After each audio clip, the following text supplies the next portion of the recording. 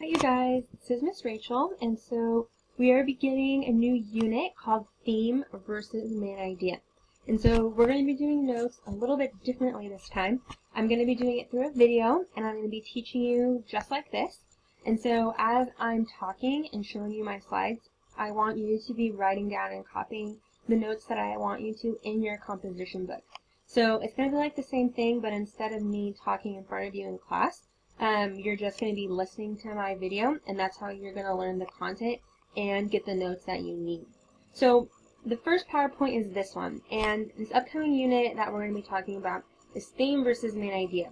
So on a blank page in your composition book, you need to write theme versus main idea. That's the title. So this one is really short. There's actually only 2 slides in this presentation. So you're going to copy them down, and so I'll show you the first one. So this is the first chart, and I would like you to copy this exactly. And the good thing about the fact that this is a video is that you can pause whenever you need to copy down notes, and you won't miss anything. You don't have to wait for anybody else in the class to copy as fast or as slow as you. So after you hear me explain it, if you need to pause and have this on your screen a little bit longer, that's great. Please feel free to do that.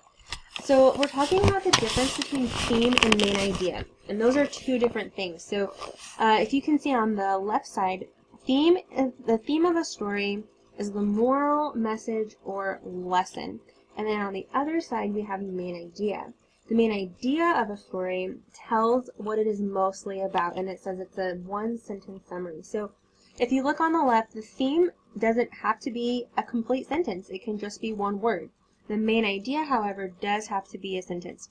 So some examples of theme are jealousy, bravery, hard work pays off, it's okay to be different, friendship, or overcoming obstacles. Now these can be anything. Another theme could be freedom or love or be true to yourself. It's kind of the touchy-feely portion of it. The main idea actually tells you something. So if the main idea of a story was Amanda always wanted the same things May had, one theme of that story would be jealousy. If throughout the story Amanda always wanted what May had and they kept running into that, overall the message or the lesson that they would be learning about, the theme, would be jealousy, because Amanda is acting in jealousy. And so we would see Amanda repeatedly do things or feeling jealous, and that is why that is a theme. So the second one says, even though Tim was afraid of heights, he still went to the top of the ropes course.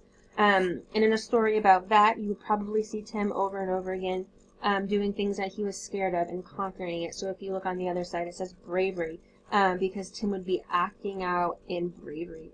And so if you look at this chart, you can see that the stars, they match over the different columns. So the next one, the main idea, Kayla spent hours on her project and got an A. The matching theme on the other column is hard work pays off, because after she worked so hard, she could stay on the project. The pink says Jack and Jill were total opposites, but they were both excellent kids. And so a theme of a story about saying opposites both being excellent would be it's okay to be different. If you look down at the next one, the blue stars, it says no matter what happened, Rachel and Jesse were always there for each other.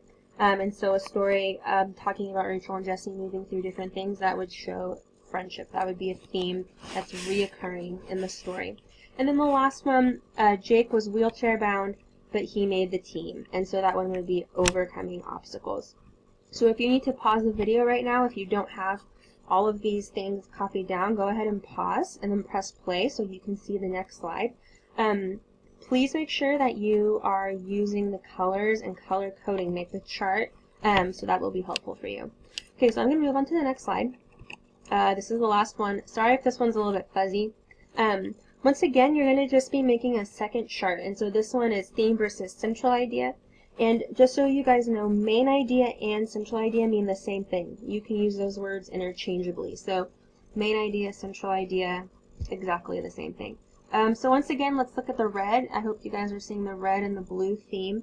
Now this chart is a little bit different. The last chart that I gave you told you what they were. This chart does give you a definition on the top, but the purpose of this chart is to help you know how to find them. So if you see on the top, they say the definition. So for theme, the theme is the message that the reader takes away from the story. It's what the writer is trying to say about life. So we kind of saw it in the last one about overcoming obstacles and things like that. Central idea of the text tells what the author believes and lets the reader know what you will be reading about. The theme for the steps underneath it, so this is how you would find the theme. So if you were reading a passage and you didn't know how to find the theme, some steps that you could do would be to think about the topic of the story, decide how the events in the story changed the character, or how the events changed how the character felt about the topic. Next one, consider if there was a lesson the character learned. That's a really good hint on how to find the theme. Or think of 1 or 2 words that describes the change that happened in the lesson. That is the theme. So if you get stuck on trying to find it, that's steps. Now let's look at the central idea side. So if we're trying to find the central idea, we're going to be looking at the text features and think about what hints they give you. What is the topic of the text? Now see this one on the right side, or on the right side, it's talking about the structure and what the actual text is like. The theme, however, that left side is talking more about the character. Okay, so more touchy-feely, what was the character going through? Right side is more organization and structure. So the second step for central idea, look at what text structure the author used to organize the text. Find the main ideas. There's usually 1 main idea per section, and that is true. And then the last one, look at the main ideas of the sections and put them together in 1 sentence. That is your central idea. So if you do something called chunking, where you take the text into smaller parts and you look at all the main ideas and then you put all of the little main ideas together, that's your central idea. So this is the last thing, so please make sure that you copy this entire chart down. After you are done with this, you can go ahead and click the next PowerPoint. So there's 2 more.